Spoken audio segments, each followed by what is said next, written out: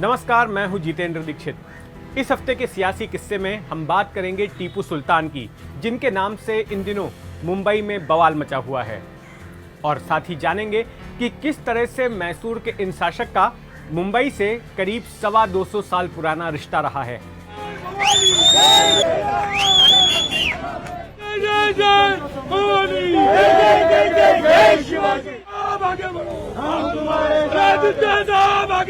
पूरा विवाद शुरू हुआ बीती 26 जनवरी से, जब मुंबई के मलाड इलाके में महाराष्ट्र की ठाकरे सरकार में कांग्रेस से मंत्री असलम शेख ने एक स्पोर्ट्स कॉम्प्लेक्स का उद्घाटन किया, जिसको टीपू सुल्तान का नाम दिया गया है। बीजेपी और विश्व हिंदू परिषद ने इस नामकरण पर ऐतराज जताया। उनके मुताबिक टीपू सुल्तान हिंदुओं के कातिल थे और उन्होंने कई मंदिर तुड़वाए थे। स्पोर्ट्स कॉम्प्लेक्स के बाहर पुलिस और बीजेपी के कार्यकर्ताओं के बीच भिड़ंत भी हो गई।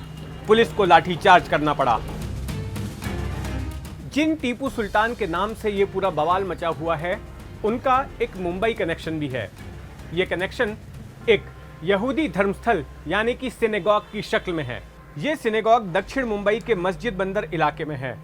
जिन्होंने मेरी किताब बॉम्बे 3 पढ़ी है, उन्होंने इस सिनेगॉग के बारे में जाना होगा। इस सिनेगॉग की स्थापना अब से करीब 225 साल पहले 1796 में हुई थी। इसे बनाया था अंग्रेजी सेना के फौजी सैमुअल इजेकल दिवेकर ने। जब टीपू सुल्तान और अंग्रेजों के बीच जंग हुई तो सैमुअल इजेकर अपने भाई इशाक के साथ उस जंग में शामिल हुए। ये दोनों ही भाई ब्रिटिश ईस्ट इंडिया कंपनी में सैनिक थे। जंग के दौरान अंग्रेजों को शिकस्त मिली और इन दोनों भाइयों को पकड़ लिया गया। उन्हें मृत्यु दंड सुनाया गया। सजा पर अमल करने से पहले टीपू ने दोनों की जाति पूछी। उन्होंने बताया कि वे बेने इजरायली हैं। इस पर टीपू की मां ने कहा कि इस जाति के बारे में उन्होंने कुरान में पढ़ा है। अपनी मां के अनुरोध पर टीपू ने इन दोनों ही भाइयों की सजाए मौत को खारिज कर दिया, उसे रद्द कर दिया और इसके बाद दोनों को जेल में डाल दिया गया।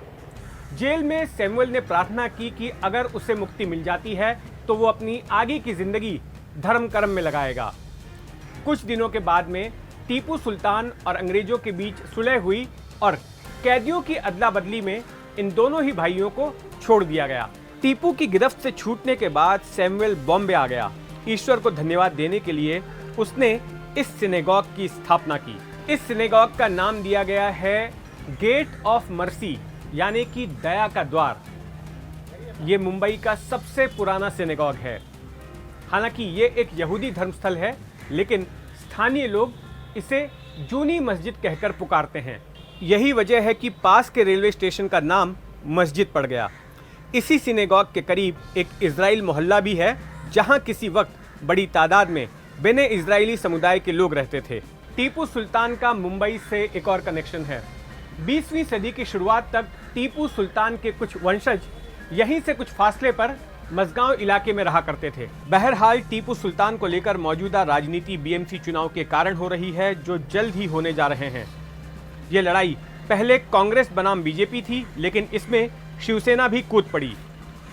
मुंबई की मेयर किशोरी पेडनेकर ने कहा कि साल 2001 और 2015 में भी 2 सड़कों को टीपू सुल्तान का नाम दिया गया था, लेकिन तब बीजेपी ने ऐतराज नहीं जताया। तो ये था इस हफ्ते का सियासी किस्सा। इस जैसे और दिलचस्प सियासी किस्सों को देखने के लिए सब्सक्राइब कीजिए अनकट।